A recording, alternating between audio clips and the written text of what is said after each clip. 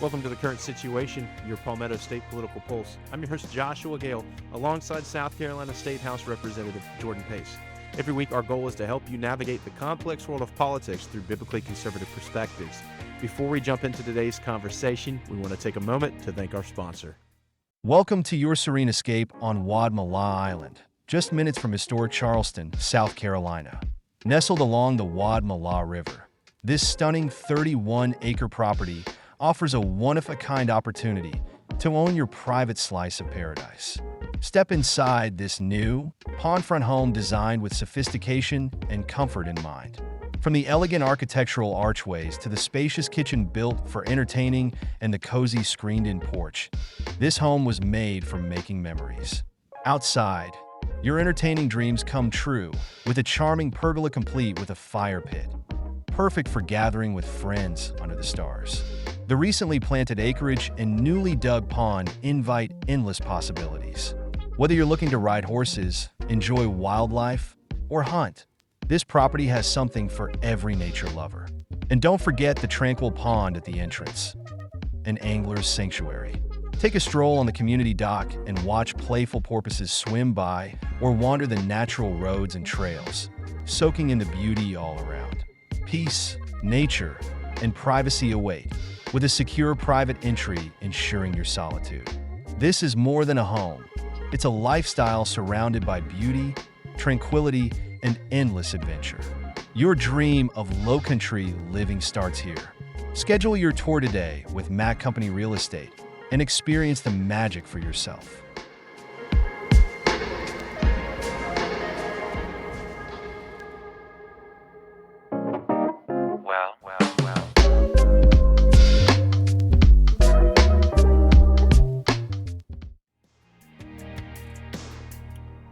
Welcome back, everybody. It is January 8th. It is a cold afternoon here in Charleston, South Carolina.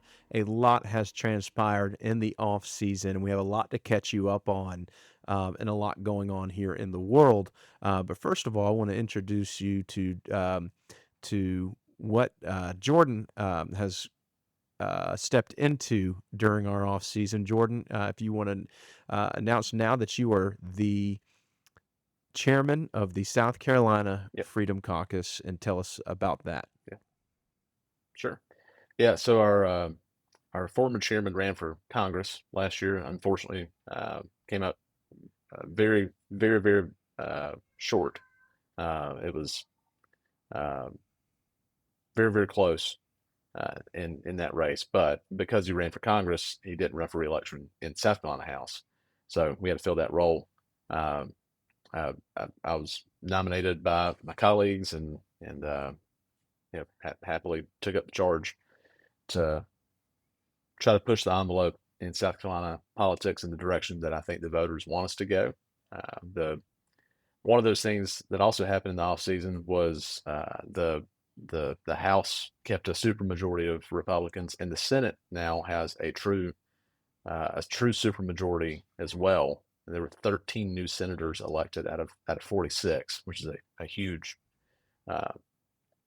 a huge number over there as far as change in a body that doesn't change very much.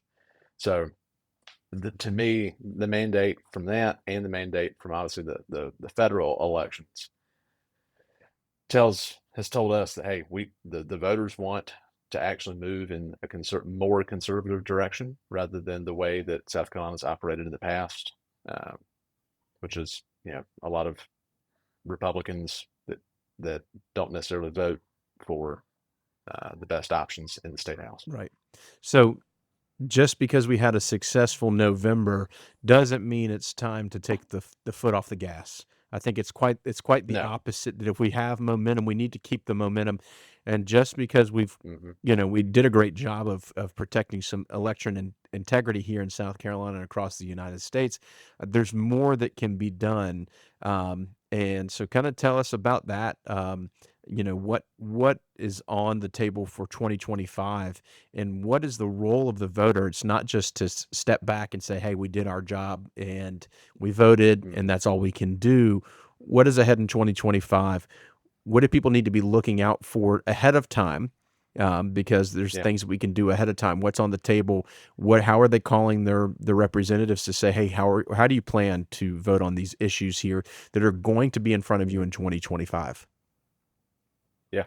Yeah. Like I said, can't take the foot off the gas. The other side of the political uh, divide understands this very well. Like the left, when they win, they don't sit back and relax and sit on their laurels. They push for the policies that they said they wanted on both the activist side, the voters, and their politicians on that side. And that's not conservatives haven't been very good about doing that.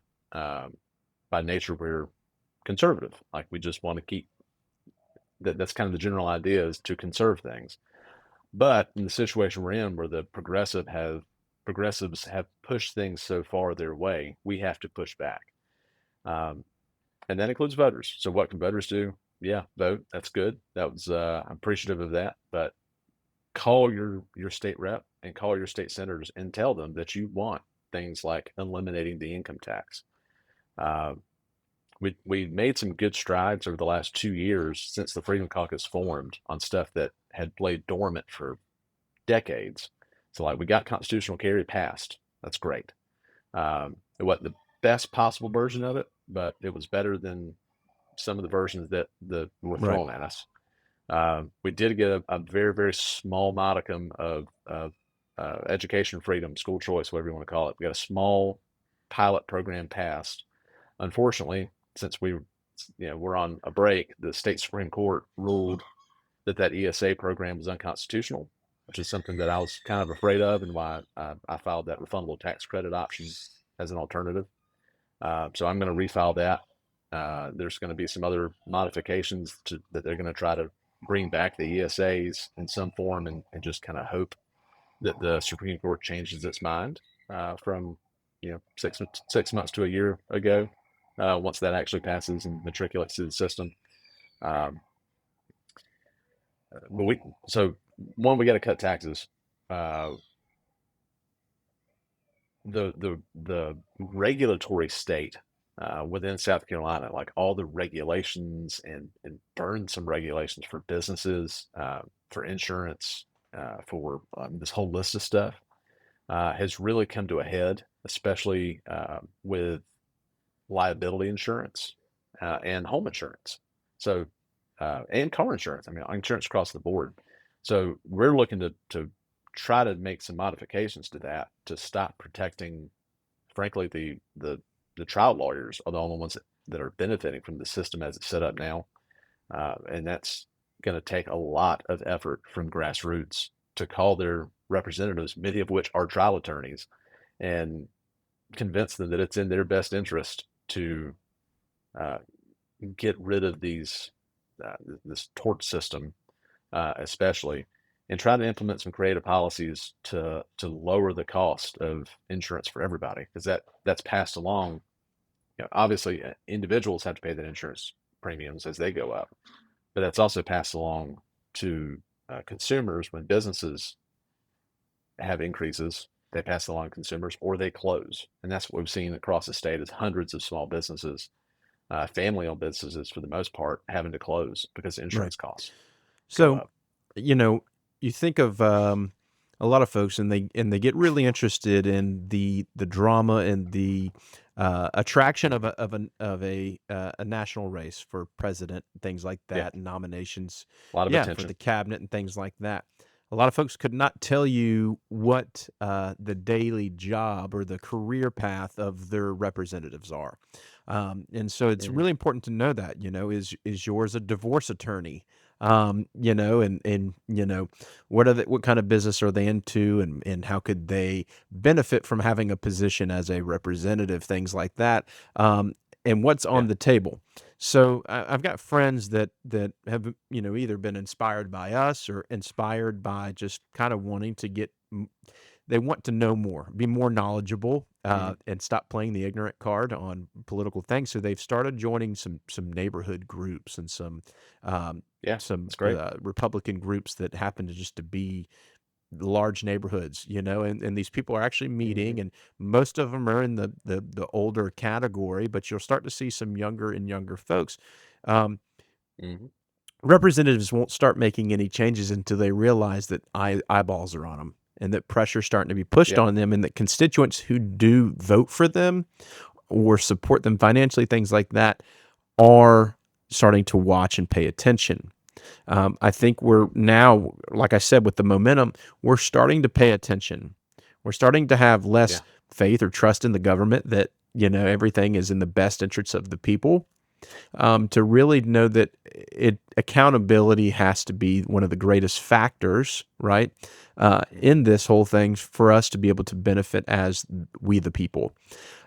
So another thing that happened here in our off season was there was a vote for an open position of the House Speaker. Uh, and the Freedom Caucus had the decision to nominate Representative Bill Chumley as an alternative to current incumbent Speaker Merle Smith. And this was a bold move. Can you walk us through that thought process behind the nomination and what it signifies? Hmm. Yeah. So it's fairly uncommon to uh, for a sitting speaker to get an opponent. It's at least in South Carolina. In other states, that might happen more often, but here it's pretty rare. The last time it happened was about 12 years ago when Congressman Ralph Norman was in the state house. He ran against Bobby Harrell at the time because he knew about some stuff that later came to light in the public and was trying to bring some attention to that. He got 5 votes. They were kind of known after the fact as the Norman Five back 12 years ago. So the situation we've run into over the last 2 years of this divide that has been created by the moderates within the Republican caucus, this loyalty oath, Rule 16, whatever you want to call it, uh, over the last 6-7 months, me in particular, and several of us have been trying to discuss with leadership, like how can we come to mend these bridges? Can these bridges be mended? Our main goal is to accomplish conservative, free market, biblical policies, and this created divide by the moderates, I think, is inhibiting that. It's letting them run the caucus. So what can we do about it? Essentially, we got nowhere. I mean, we at their request, we offered several different versions of the rules, ways we could, what can we agree on. Basically, all of our attempts have thus far been rejected. Uh, those lines are still open. Like, we're still trying to communicate and find a way through that. But we let them know, hey, look, if y'all can't bring us together, then we need a we need somebody who can. Right. Uh, and then Mr. Chumley came to me kind of through that process and told me he felt called that he needs to run. And Mr. Chumley's been there for um, 15, 16 years. He is not a loud individual. I think I've heard him go to the floor 2 or 3 times. Uh, he is a quiet statesman, family man, grandpa, owns several businesses, uh, but he's a strong believer and felt convicted. Um, So, so it was a bold move, although it was unsuccessful. What message do you think it sent? mhm. Well, the point we were trying to make is there are many of us who are unhappy with the situation. And what I shared with leadership the last time we met was if y'all don't fix this, it's going to get Right. worse. And that was just basically a reinforcement of like this is the direction we're heading of a permanent, hopefully not a permanent split. We're trying to avoid that.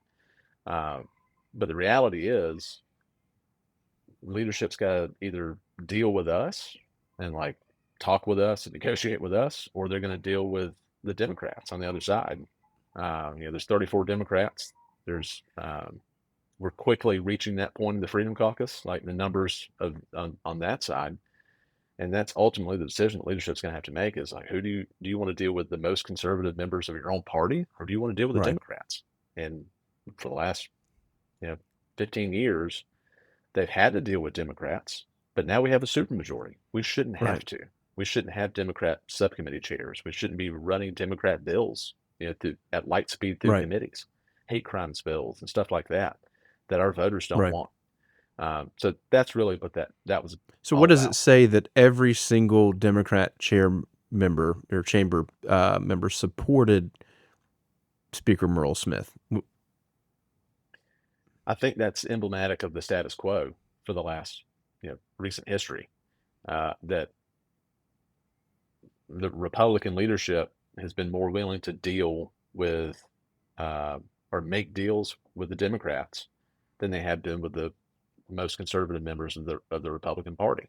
And it's not just Freedom Caucus now. I mean, the one of those moderate ringleaders basically threw out the Family Caucus chair, got him John McCravey out in the cold.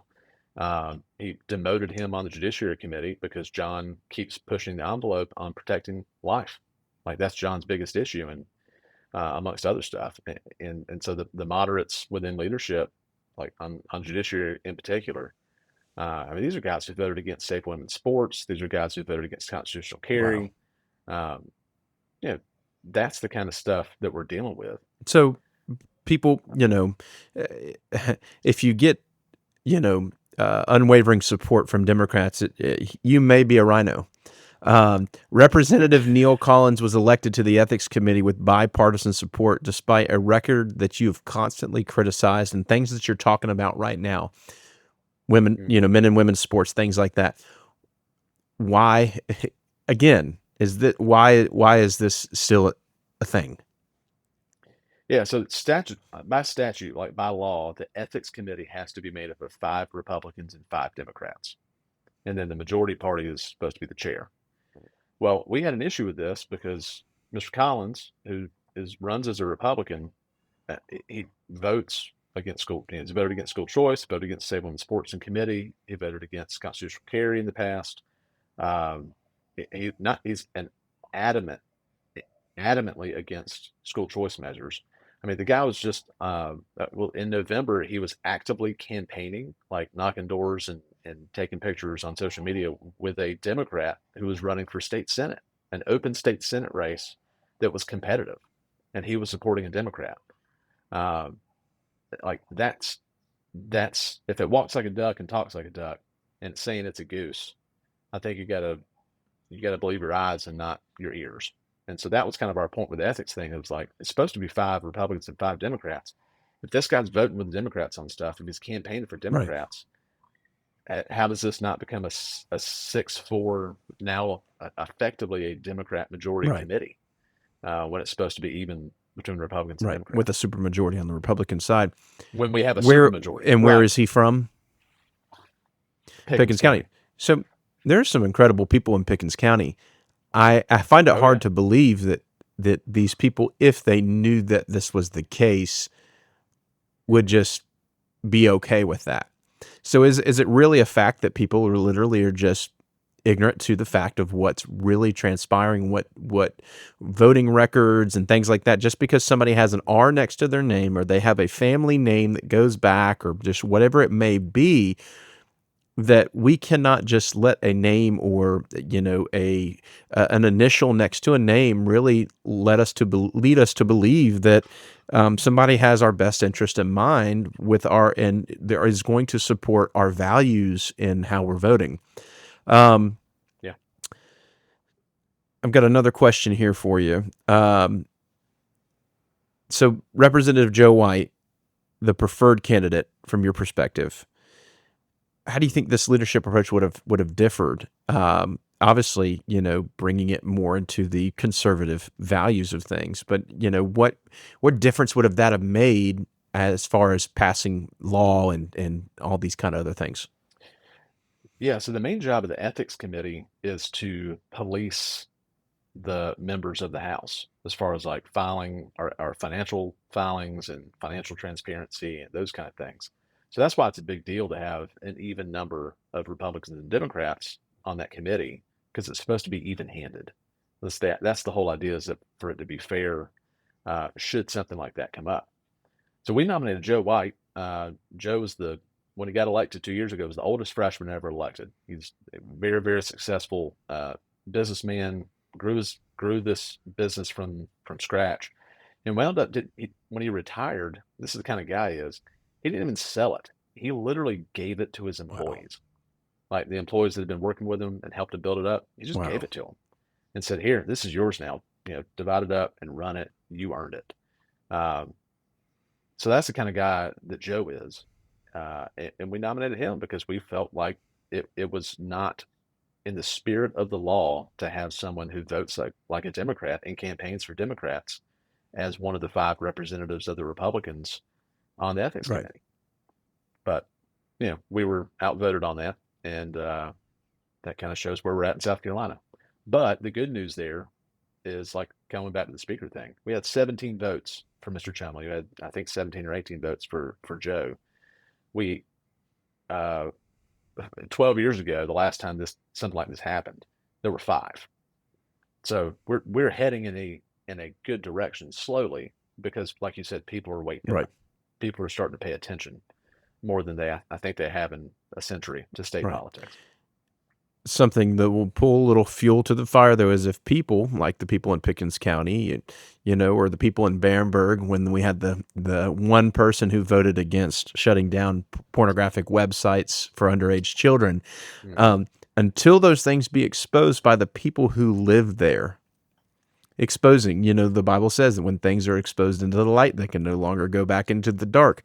We have to Yep. expose the things and bring them into the light and bring them into the forefront and bring them onto social media channels. The things, that, hopefully we're heading in the right direction there with freedom of speech on our social media channels as of the past couple days. Mm-hmm. But Yeah. let's shift gears a little bit and talk about closed primaries. That was introduced as a reform idea, and it's been for the past 18 years out without a subcommittee hearing. Why do you think this issue continues to be overlooked, and what steps are you, Jordan, and the Freedom Caucus taking to push this forward here in 2025 and beyond? Yeah, we're going to talk about it relentlessly. Is one of the things we're going to do. Why hasn't it passed? Well, if you look at South Carolina's recent political history, who was running the show? I mean, for 15 years, there's a guy named Hugh Leatherman, who's a senator from Florence, who ran most of the state. It was basically his fiefdom. He appointed more people and more things than the governor did. He wrote the budget basically, by himself, a huge chunks of it. And he also owned Florence Concrete Company, which made, I don't know, somewhere between $30 and $50 million from what I can tell in DOT contracts from that budget that What, he building wrote. roads and things like Well, that? he If you're outside right of South Carolina, now we he have concrete roads, if you weren't aware. only in Florence we do, especially we have really really nice concrete roads in Right. Florence County. Well, he got elected as a Democrat 45 years ago when he first got elected. There's several members of the Senate, a few of them are still around, that initially got elected as Democrats. And then they shifted in the 80s with the whole Reagan Revolution. Their policies didn't change, but they recognized the political landscape. And there's frankly a good number of people in the House and the Senate who may not have run as Democrats, but have a good amount of Democrat support that they count on in Republican primaries to stay elected. So, and that's on the state level and even on the federal level, with our maybe our most senior senator who has relied on that in the past. Eh, That's where they won't say it. I mean, you're not going to get anybody to admit Right. that from the other side, but every time it's been brought up, tried to be brought up on the floor through an amendment or something like that, it gets squashed. We're going to keep making noise. We're going to refile it. The latest thing is uh, they're trying to push what they're calling a closed primary bill, but it's not. It Can you it just take does a a lot second of to things. explain Yeah. what a closed primary? Oh, what is a Yes. closed primary? The most basic way to explain a closed primary is that Republicans, registered Republicans, should vote in Republican primaries in June to determine who the Republican candidate will be in November, and Democrats should vote in Democrat primaries to determine the Okay. same thing on And their why side would for the November anybody election. ever want to flop, Jordan? If Mhm. people, is there, what would inspire somebody to vote in a primary that's not of their party? Yeah, so what we have now is anybody can vote in either one. You just can't vote in both.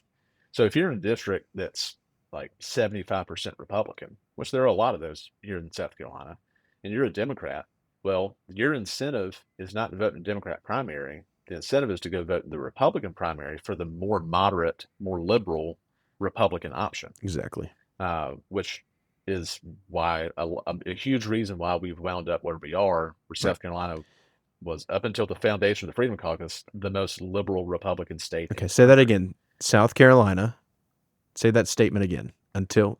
That Up until a couple of years ago, when the Freedom Caucus was founded, and one of the reasons we were founded, it was because South Carolina was consistently ranked the most liberal Republican state in the country, like Republican majority state as far as legislative Right. policies went. Now, this is not Just foil cap objectively, things. People are notorious no. for admitting, people admit, even in my own district, admit that they vote for the moderate candidate in a Republican Oh yeah. primary with pride, with knowing that it is such an iffy thing to do. Um, it is a thing, and it is why we are where we are now. And there are powers that be that like it that way. And again, like you said, we're no longer a state of first. We weren't the first to pass the ban on pornographic websites and children having access under the age of 18, things like that. We are no longer the state of first. We're not creating first things. We're not first to the table. We're not. Wait, we are leading the way in subsidizing Green New Deal electric vehicle manufacturing. We are leading the way Right. on that. Not something I'm super No, proud of. no, not at all. And if you want to step into that, that's something that you guys are also going to just continue to stir up the fact that we're not taking care of we the people. We're taking care of initiatives and businesses using money from the taxpayers.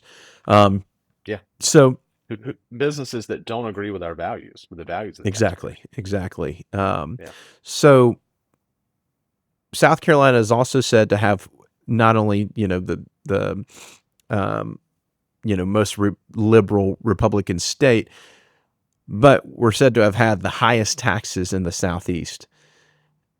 Yeah. Objectively, that's true. What policies are you and the Freedom Caucus going against, and what policies and things are you guys trying to expose to keep the interest of the people in the forefront? Yeah. So we have the highest income tax in the South. It's 6.2%, and the governor is fairly notorious about getting out there and saying, we have historic tax cuts this year, which is technically true. It's for the last 3 years since 2022, there has been a 0.1% reduction in the state income tax, which is technically historic because there hasn't been one ever prior to that 0.1%. But to your point, that is not bold conservative policymaking. That is being technically correct and trying to score political points. That's not what we need. That doesn't help Right. anybody.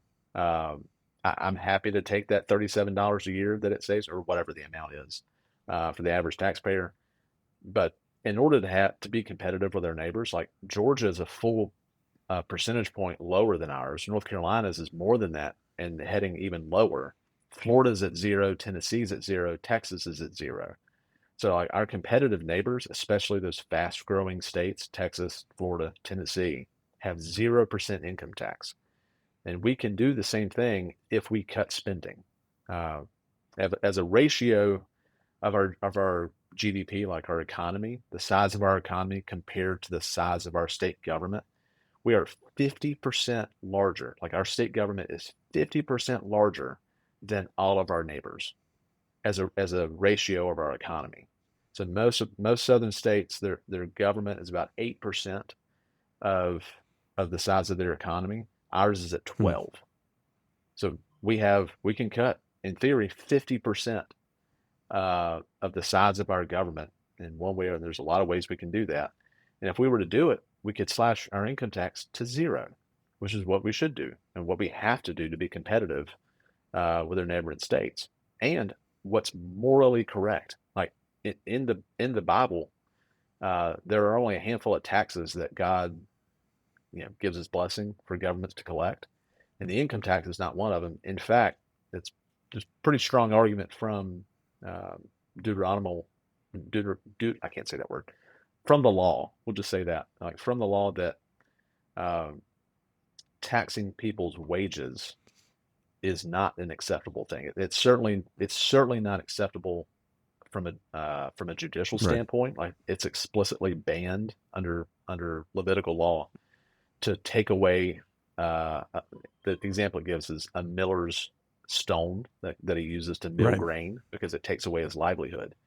You can kill him, like if he commits a murder, you can he can be executed, but you can't take away his Right. means of providing a living for Now there is himself. a lot And that's effectively what in the income social tax does. media world. There's a lot of video circulating around from university professors and folks Mhm. that actually there's no United States legal code that protects the government from taking income tax.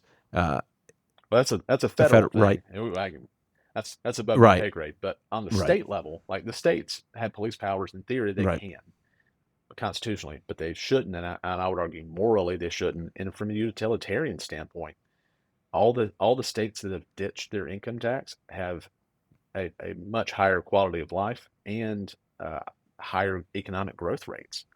Because I've taught to businesses outside of politics in my real estate life, and my how I actually make a living for my family. I help small businesses find space, and people that come from Tennessee and Texas, whether it's attracted to the port or they have family here, they get hit with this, not only the income tax but the corporate income tax. We have the highest business property tax the second highest in the wow, country, behind West Virginia. It's like 13.2% of all the property that the business owns. But if you're Boeing, if you're Michelin, if you're Volvo, like if you're one of these big international companies that have a strong lobbyist arm, they get exemptions and workarounds to a lot of these burdensome taxes and regulations. So that's something we want to look at. To your question about the income tax, yeah, I refiled my bill to eliminate it entirely. I also refiled my bill to adjust the income tax brackets so no one pays any income tax if they make less than $1 million a year, to help get us in that direction. And here's the good news: we've been talking about eliminate the income tax as a caucus for years, but as a movement, kind of the conservative movement in South Carolina. I mean, since I used to work for Governor Sanford in the Tea Party days, people were saying we need to eliminate the income tax in South Carolina. Well, now it's finally catching on. Leadership and kind of their surrogates of leadership have been publicly talking about. Uh, well, it started as we got to eliminate the income tax over the next 10 years. I haven't heard that in the last couple of weeks. Most recently, it's turned into, well, maybe we need to cut it to like 3.5% from where it's at now, which is good. That's a good direction. I'm encouraged by that, and I think that shows that the Freedom Caucus model of us staking out the claim, of we want this thing that the voters have said that they wanted, and pushing and not backing down from that, has moved the Overton window of things, the perspective of even the moderates in leadership, to say, all right, this is something we have to do because the people are right, demanding it, and that's kind of the whole function of our existence as a right. caucus. Okay, so a vision for the future. This is January. I did planning with my children the other day. We set goals. We set Mm-hmm. smart goals. My children are as entrepreneurial as I am. We are on Facebook Marketplace flipping things, and they have a That's goal awesome. to flip to $1,000 in a year. My second to young, I've got four. My second to youngest wants to learn how to swim. Has some other big goals, and by this date and this date, my son wants to make the All-Star team again. He wants to pitch a certain Nice. speed, all these things. My daughter wants to be able to run a certain distance without stopping, all these kind of things. And we have measurable goals, and we know that there are time limits on things, and we have accountability, and it's achievable, yet it's something we have to strive for. As people are beginning to plan for their families and for the future of their children, because I'm planning for the future of my Mm-hmm. children, um, I subscribe to the Freedom Caucus newsletter. I'm going to put that link into the show notes of this podcast. That helps me kind of keep in alignment with what's going on and what you guys are discussing as a group. And we have to align ourselves to say, okay, I'm going to make it a plan that I'm going to check in with my representative. And if your representative doesn't answer the phone for you, leave them a voicemail and tell them, hey, you've lost a vote, and remind them that they work for you. Maybe give them a couple chances to call you back. All right, you're more forgiving than me. I mean, that's all right. Give them a couple chances. Leave them a voicemail. Let them know how every way that you can get back with them. They can text you, all that kind of stuff. Send them emails, all that kind of stuff. But yeah, if they're ignoring you, that's a problem. Vision for the future.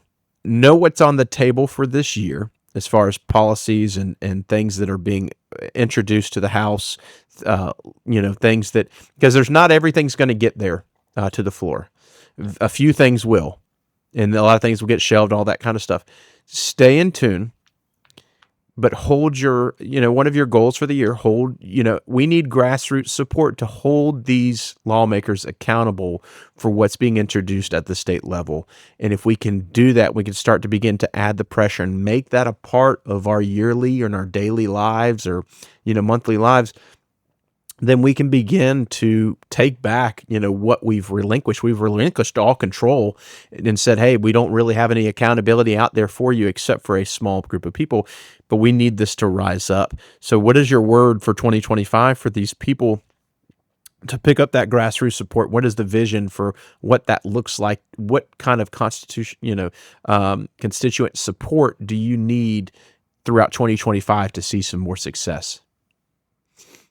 Yeah, we're working on some initiatives to help people engage. Like we have a lot of people asking, "What can I do as an individual?" We're working on something. Yesterday, I was working with some of my colleagues about it. We're going to try to launch it the next few weeks to give an active role to people who want to get involved, who want to help us research bills, who want to coordinate in their neighborhoods, like you were saying, to get people connected with their representatives and communicate with their representatives. So we're working on that. We're working on a potential in-person event, and I can't disclose a whole lot of details about that yet. But coming this spring, there may be an opportunity for a lot of us to physically get together, an opportunity that hasn't happened like this in some years. And like you said, check in with our South Carolina Freedom Caucus email Substack. We're doing some upgrades to the website. We're trying to figure that out. As Josh can tell you, I am not a technically savvy individual. My iPhone is about as advanced as I can operate, despite my age and generation. And the Freedom Caucus is actually going to be launching a podcast itself. It's not something I'm going to be running, but some of our members are going to kind of take the lead on that to specifically talk about, here's the bills that happened this week, here's what's coming up next week. Pretty short abbreviated thing, but just to be able to communicate as much as possible. But also, like you said, join if you can find a group near you that's meeting and talking about politics, whether it's at your church, in your neighborhood, do that. That's how the American Revolution started. Back in the 1770s, before there was a declaration, before there was a Continental Congress, there were these little correspondence committees in taverns, in churches, in homes. And they would write to each other. They would discuss things with each other. The Sons of Liberty in Charleston and Boston, like that's the kind of grassroots organization it takes to maintain or to reestablish the liberties that we once had and to maintain them. It costs time, effort, and money to do all that, not just votes. Awesome. Well, thank you guys for tuning in for episode 25 in the beginning of the second season of the Current Situation podcast. We may not be as frequent this season. Things are picking up for a busy year, but we promise to deliver kind of what's going on across the state, kind of give some insight, some input, and what we can do to support these grassroots efforts and keep you guys informed on what's going on. I'll put some more contact information for Jordan for the Freedom Caucus Substack newsletter and all that in the show notes. But again, thank you for tuning in. We appreciate you, and we look forward to sharing more with you in the coming weeks and months.